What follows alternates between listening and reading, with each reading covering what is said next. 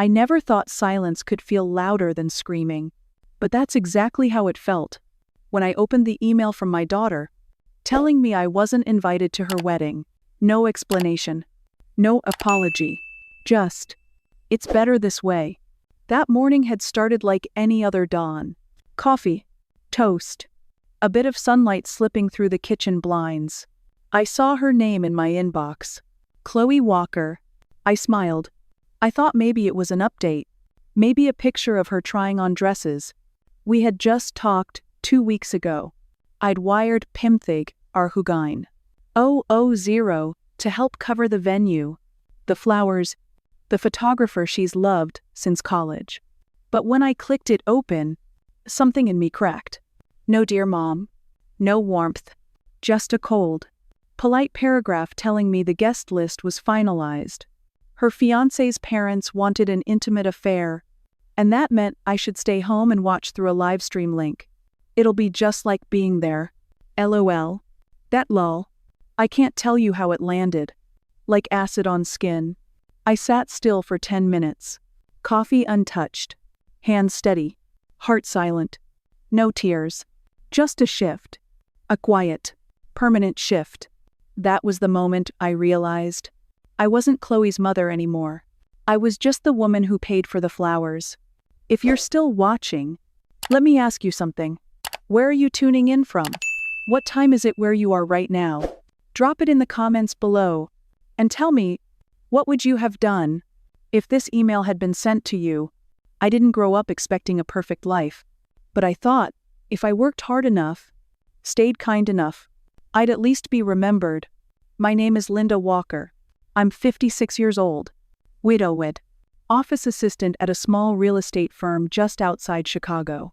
I've been there 16 years longer than most of the agents I answer the phones for. I live in a modest townhome with 2 bedrooms and a leaky faucet I've been meaning to fix for 6 months. Not much to look at. But it's mine. It's quiet. It's safe. I raised 2 children in that house, Chloe and her older brother Alex. We lost their father when Chloe was 6. Car crash. Sudden. No warning. No goodbye. Back then, I didn't have the luxury of grieving too long. I had bills to pay, lunches to pack, and a little girl who would wake up in the middle of the night crying not for her toys, but for her daddy. I worked days at the office, nights at the diner, weekends cleaning houses when I could. I don't say that to earn praise. I say it because, for so long, I believed that sacrifice was invisible love. And maybe it was, but invisible love doesn't leave footprints. It just disappears. I remember the first time Chloe got sick in kindergarten.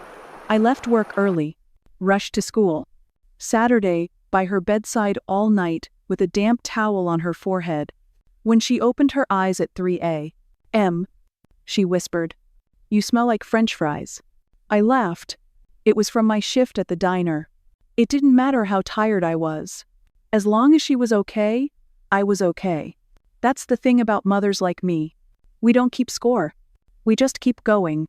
But that email, that livestream link, it felt like someone had pulled the curtain back on a stage I'd been performing on for decades, only to find no one in the audience. At first, I tried to convince myself it wasn't personal. Maybe Chloe was overwhelmed. Maybe the guest list really was tight. Maybe her fiancé's family was just, particular. But 2 days later, I got a phone call that shattered every excuse I'd tried to build. It was from Marcian, old family friend. She'd been like an aunt to Chloe growing up. I hadn't spoken to her in months, maybe longer. She called to thank me. "Thank me," she said, "for the beautiful invitation." I blinked. "What invitation?" I asked, confused. "The one for Chloe's wedding," she chirped. "It came in the mail yesterday. Gold lettering. So elegant. I can't believe she's all grown up. And to think I got invited before her own mother." My throat dried. I managed a polite laugh, said something vague, and hung up. But inside, a cold weight settled in my chest. So they were sending physical invitations, with gold lettering, to people I hadn't seen in years. And somehow, they had the budget for that. But not for me. I opened Chloe's wedding website. I hadn't looked at it since the early planning stages. Back when she sent me the link proudly. Back when I still felt like I belonged. They'd updated it. New venue. New RSVP system. A photo gallery I hadn't seen before. Chloe and her fiancé smiling with his parents. His siblings. Even their dogs. No sign of me. No mention. Not even a candid from her childhood. But there, at the bottom of the About Us section, it was a line that made my stomach twist. We're so thankful to Andrew's family for supporting every step of this journey. No mention of the $35. Zero. I'd already wired. No mention of the mother who had held her through every heartbreak. It was like I had been edited out, rewritten, replaced. That night, I couldn't sleep. At 2:17 a.m., I sat alone in the living room, lit only by the flicker of the television, and I couldn't stop thinking, if they erased me from the wedding, what else were they planning to erase me from? The next morning, I sat at my desk at work, staring at my inbox.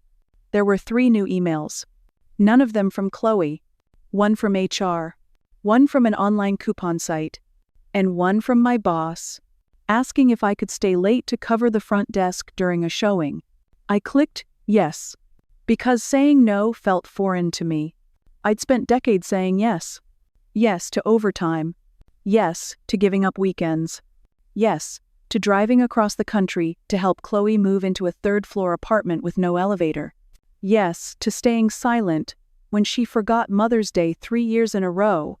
And still, this is where I ended up. Uninvited. Unmentioned. Unnecessary. At lunch, I didn't eat. I just sat in the break room, staring at the wall. I think I was hoping the silence would give me answers. It didn't. What it gave me was a memory. The night Chloe lost her first tooth. She was crying in the hallway, convinced she was dying. I knelt down, held her face in my hands, and told her losing things was part of growing up.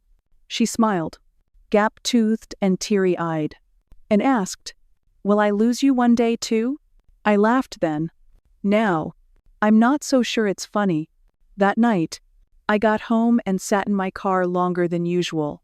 Engine off, hands on the steering wheel, like I was bracing myself to walk into a life that didn't belong to me anymore. But then, just as I was about to step out, someone tapped on my window. I jumped. It was the delivery boy from the flower shop down the street. He smiled and held out a small bouquet. "Hi, Miss Walker. A woman named Joan left these at the shop earlier today. Said to deliver them to the kindest woman she knows." I took the flowers with shaky hands. The card read, "You don't deserve how they're treating you. I see you. You matter. Joan." That night, I placed the bouquet in an old glass jar on my windowsill. It wasn't much, but it was enough. Enough to remind me that I wasn't completely invisible. The next day, I took a longer lunch break than usual. I didn't tell anyone where I was going. Didn't ask permission. I just grabbed my coat, walked out of the office, and drove 5 blocks down to First Horizon Bank. Carlos, the branch manager, looked up and smiled when I walked in. He's the kind of man who still remembers your birthday without checking the system. "Mrs. Walker," he said warmly, "what can I help you with today?" I sat down across from his desk. My voice was calm, clear. "I need to cancel a wire transfer." He blinked. "Which one?" "To the event venue in Naperville. The one for Chloe's wedding." He paused, brows furrowed. "Is everything okay?" "No," I said honestly. "But it will be." He typed something into his system, then looked up. "You're in luck it hasn't been finalized yet. We can stop it in time." "How much was it?" I asked, even though I already knew. Carlos hesitated, then said, $45,000. I nodded. That was the second payment.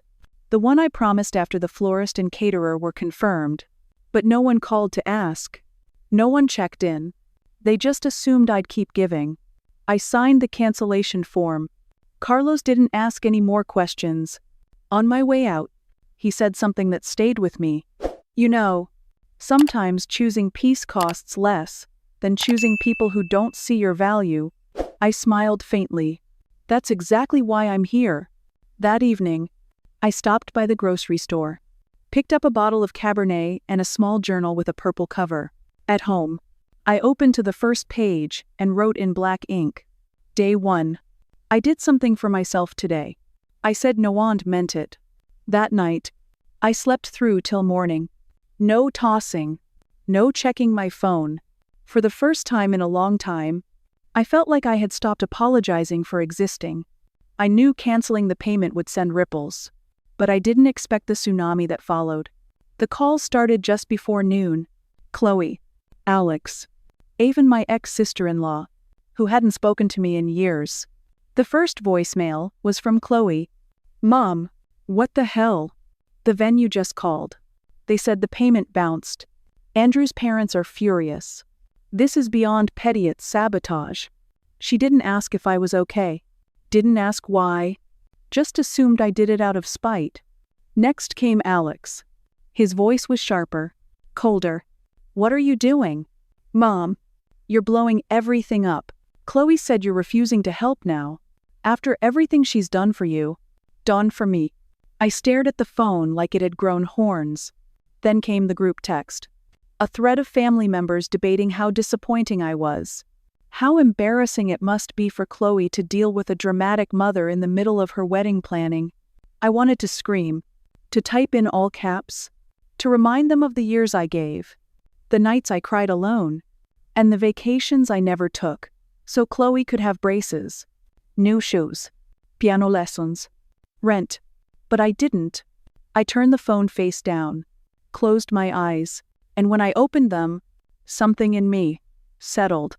I walked to the kitchen drawer, pulled out a file folder I hadn't opened in years. Inside was a receipt. Sure. Soupe. Tuition.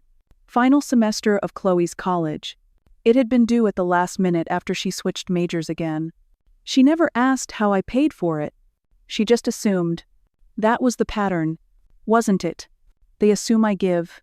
They assume I forgive. They assume I stay silent. I slid the receipt back into the folder, not as a reminder of money spent, but of what I survived. I may have raised a daughter who forgot me, but I didn't forget myself. Not anymore. The next morning, I brought coffee to work for someone else. Not just me. Grace, our firm's senior paralegal, was already buried in a mountain of paperwork. She looked up and smiled when I placed the latte on her desk. Either I'm dying, or you're being unusually kind, she teased. Maybe both, I said, and we both laughed. Grace is in her 60s, sharp as a tack, wears red lipstick like it's armor, and walks like she owns the room. But more than that, she listens. When the office quieted around lunch, she pulled me into the side conference room. Talk, she said gently. So I did. I told her everything. The email, the uninvite, the erased wedding, the canceled wire, the phone calls, the guilt, the silence. She didn't interrupt once. Just sat there, eyes focused, hands folded. When I finished, I waited for her to tell me I was being dramatic. Too sensitive, too bitter. Instead, she leaned back and let out a slow breath. My daughter did the same thing. She said, "Different details. Same message. You don't fit the picture anymore." A rat. My heart clenched. I hadn't realized how much I needed someone to say it wasn't just me. You're not wrong, Linda. Grace continued. You're just finally drawing a line. And sometimes, people treat boundaries like betrayal. I nodded, because that was it. He hadn't hurt Chloe. I just stopped letting her walk all over me. That evening, Grace sent me a text. A simple line that made me feel seen. If you ever forget who you are, let me remind you, you are not disposable. That night, I wrote again in my journal. Day 2. Today, I was heard. I fully, and for the first time in weeks I believed myself again. That weekend, the house felt colder than usual. Not because of the weather, but because I finally accepted something I'd spent years avoiding. I was alone. Not the kind of alone you feel when no one's home. The kind that wraps around your ribs and makes it hard to breathe. The silence was loud. Mocking. I didn't cook. Didn't clean. Didn't even open the blinds. By Sunday night, I'd received another email from Chloe. It was long. Paragraphs of guilt. Anger. Blame. You've made this harder than it needed to be. We're scrambling now because you backed out last minute. Andrew's parents are furious. They think this proves you're unstable. Then came the sentence that cut deeper than the rest. Honestly, I'm not even sure you want to be part of my life anymore. I read it 3 times. Not because I didn't understand it, but because I did. That was the line. The one you don't come back from. I closed my laptop slowly, walked to the kitchen, poured a glass of wine. My hands didn't shake. And then, I sat in the dark, staring out the window at a street I no longer recognized. How did I get here? How did a woman who gave everything end up being labeled unstable because she dared to say enough? The worst part, for a moment, I almost believed them. Almost. Until I remembered something Grace had said. Sometimes people can only love the version of you that serves them. I didn't want to be a version anymore. I wanted to be a whole damn person. I stood up. No tears. No drama. Just one quiet, steady sentence. If my presence is negotiable, so is my effort. And with that, I took my power back. The next morning, I woke up early. Not from anxiety. Not from checking my phone. But because I had a plan, I brewed a pot of coffee, fed the cat, pulled out a pen and a piece of heavy cream stationery I hadn't touched in years. I wrote Chloe a letter. Not an apology. Not a plea. Just a truth she had refused to see. Dear Chloe, you asked if I still want to be a part of your life, but perhaps the better question is whether you ever truly let me in. When I was wiring you tuition, paying for cross-country flights, and covering apartment deposits, was I part of your life? Or just your balance sheet? I didn't withdraw because I'm unstable. I stepped back because I finally realized, being your mother doesn't mean being your martyr. I'm not punishing you. I'm freeing myself. Love still exists. But it's not unconditional when it comes with disrespect. I hope one day you understand that. Until then, I wish you peace on your wedding day, and every day after. Mom. I sealed the envelope, left it in the outgoing mail, and I didn't wait for a reply. That night, I went to the pottery class Grace had recommended. The room was warm. Laughter filled the space. We shaped clay with quiet focus. My hands were unsteady at first, but I didn't care. For once, I wasn't sculpting for anyone else, just me. As I washed my hands at the studio sink, I looked in the mirror. The woman staring back wasn't broken. She wasn't bitter. She was becoming someone new. Someone she could finally recognize. I didn't attend the wedding. There was no dramatic scene. No yelling. No storming out in heels and mascara tears. Just silence. A silence louder than any entrance I could have made. From what I heard later, the venue canceled the contract when the second wire didn't come through. The florist pulled out. The caterer followed. In the span of 72 hours, the dream wedding unraveled. They tried to pivot, shift to a backyard setup at Andrew's parents' house. But the forecast called for rain. Chairs got soaked. The tent collapsed in the wind. Half the guests didn't show. And Andrew's mother reportedly spent the whole ceremony muttering about poor planning and red flags. I wasn't there. And this time, I didn't need to be. The Monday after the wedding, I came home from work to find a thick envelope in the mailbox. From Chloe. Inside was a letter. Handwritten. 10-page long. Half apology. Half justification. A little blame. A little regret. All wrapped in confusion and unfinished growth. I read it once. Then folded it carefully. Placed it in a drawer I no longer open. Not out of bitterness, but because it's no longer mine to carry. That night, I sat on my porch as the sun slipped behind the rooftops. The sky was soft, pale gold. Everything looked still. I sipped a glass of water and realized, for the first time in my adult life, no one needed anything from me, and that was beautiful. I wasn't angry. I wasn't broken. I was free. Weeks passed. Autumn crept in quietly, leaves turning gold. Mornings chilled just enough for a sweater. I went to work. I made soup from scratch. I joined a book club at the local library. And I didn't look at my phone waiting for Chloe's name. She texted once. Just once. "I'm sorry, Mom. I didn't realize how much I was asking of you." I read it. But I didn't reply. Because healing isn't always a conversation. Sometimes, it's just no longer bleeding when the wound is touched. I've stopped explaining myself to people committed to misunderstanding me. I've stopped showing up for people who only open the door when they need something. Now, I show up for myself. I buy myself flowers on Tuesdays. I sit by the lake on Sundays and let the wind hit my face. I laugh with Grace during lunch and spend Friday nights shaping clay, not checking voicemail. And somewhere in that quiet, I found someone I hadn't seen in decades. Me. Not the version who gave everything. Not the shell who asked for nothing. Just me. Whole. Enough. Awake. Last night, I wrote the final page in my journal. It read, "You don't have to burn yourself to keep others warm. Love doesn't mean disappearing. If your presence is treated as optional, your effort should be RA2.